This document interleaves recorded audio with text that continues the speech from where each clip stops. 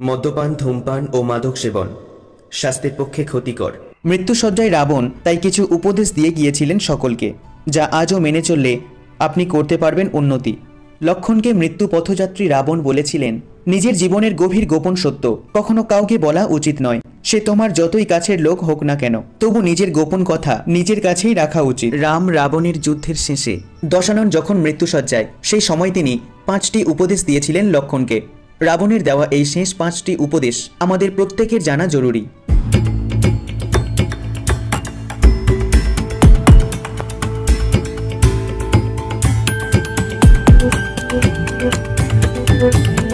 বাংলা এবং ইংরাজি সাহিত্যের রোমাঞ্চকর কিছু গল্প ও পুরাণ কাহিনী দিয়ে সাজানো আজ আমাদের এই বিশেষ নিবেদন।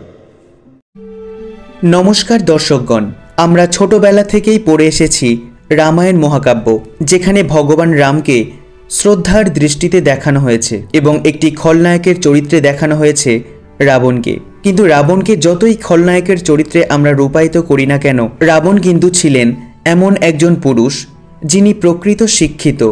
রাবণের মতো বড় শিবভক্ত হয়তো এই পৃথিবীতে আর কোনো ব্যক্তিকে দেখা যায়নি। নারীদের সম্মান করতেন বলেই হয়তো সীতাকে হরণ করার পরেও সীতাকে সসম্মানে তিনি রেখেছিলেন অশোক বাটিকায়। রামায়ণে রাম রাবণের যুদ্ধের শেষে দশানন যখন মৃত্যুসজ্জায়, সেই সময় তিনি 5টি উপদেশ দিয়েছিলেন লক্ষণকে। রাবণের দেওয়া এই শেষ 5টি উপদেশ আমাদের প্রত্যেকের জানা জরুরি। রাক্ষস কুলের রাজা ছিলেন রাবণ, কিন্তু তার মতো শক্তিশালী ক্ষমতাধর মানুষ আর কেউ ছিল না। সেই কারণে তাকে বলা হতো লঙ্কাধিপতি দশানন। লঙ্কেশ্বর রাবণ ছিলেন বিপুল শক্তিধর, সুদক্ষ যোদ্ধা এবং সেরা শিবভক্ত। এছাড়া তিনি ছিলেন বিরাট জ্ঞানী ও বেদজ্ঞ পণ্ডিত। এত গুণ থাকার সত্ত্বেও শুধুমাত্র অহংকার তার পতনের কারণ হয়ে যায়। জৈন ধর্মেও রাবণের উল্লেখ পাওয়া যায়। জৈন শাস্ত্রে রাবণকে প্রতিনারায়ণ বলা হয়েছে। সেই কারণে জৈন ধর্মের 64টি শলাকার মধ্যে রাবণের নাম পাওয়া যায়। প্রবল শক্তিশালী ও বেদজ্ঞ পণ্ডিত হওয়ার পাশাপাশি রাবণ তন্ত্রমন্ত্র, জাদু ও ইন্দ্রজাল জানতেন। রাবণের পুষ্পক রথ আকাশে উড়তে পারত। একেই বিশ্বের প্রথম বিমান বলে দাবি করেন অনেকে।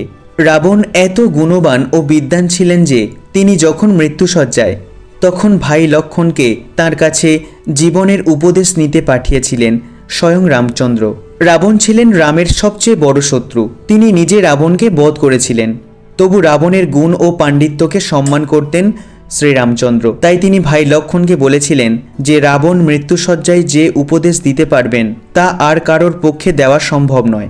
আমরা সকলেই জানি রাবণের ঘর শত্রু বিভীষণ যদি রামকে সাহায্য না করতেন, তাহলে হয়তো কখনোই রাম রাবণকে হত্যা করতে পারতেন না।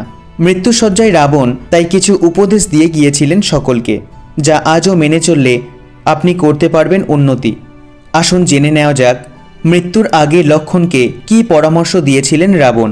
রাবণ লক্ষণকে বলেছিলেন, যদি কখনো শুভ ও ভালো কাজ করবে বলে মনস্থির করো, তবে তা করতে দেরি করো না, কারণ জীবনের সবথেকে গুরুত্বপূর্ণ হলো সময়। আমরা কেউ জানি না আমাদের জীবনে শেষ সময় কখন চলে আসবে। অনেক সময় আমরা আলস্য করে কাজ পিছিয়ে দিই। এই কারণে অনেক কাজই আমরা সম্পূর্ণ করে উঠতে পারি না। রাবণের দেওয়া লক্ষণের দ্বিতীয় পরামর্শ, নিজের শক্তি ও ক্ষমতা নিয়ে কারোর অতিরিক্ত অহংকার করা উচিত নয়। নিজের ক্ষমতার দম্ভে অন্ধ হয়ে গিয়ে আমরা শত্রুকে দুর্বল ভাবতে শুরু করি, আর সেটাই হয় আমাদের জীবনের সবচেয়ে বড় ভুল।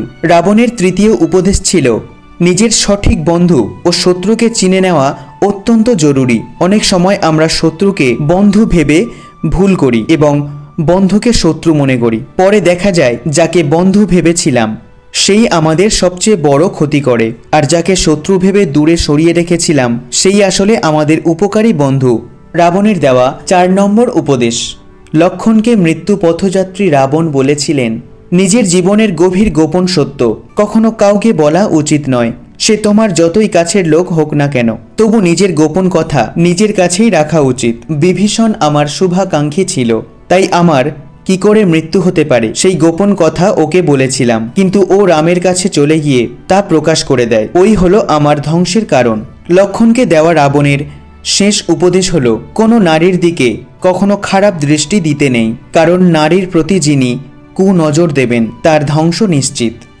তো আসুন আমরাও খলনায়ক রাবণ নয়, মহান জ্ঞানী, মহান তপস্বী, মহান শিবভক্ত ও পণ্ডিত দশানন রাবণ কর্তৃক প্রদত্ত লক্ষণকে দেওয়া এই 5টি উপদেশ মেনে চলার চেষ্টা করি।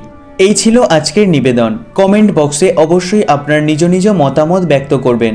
গল্প পাঠে আমি নীল। ভিডিওটি ভালো লাগলে অবশ্যই চ্যানেলটিকে সাবস্ক্রাইব করে পাশে থাকা বেল আইকনটি প্রেস করে রাখবেন আমাদের ভিডিও সবার প্রথমে দেখার জন্য।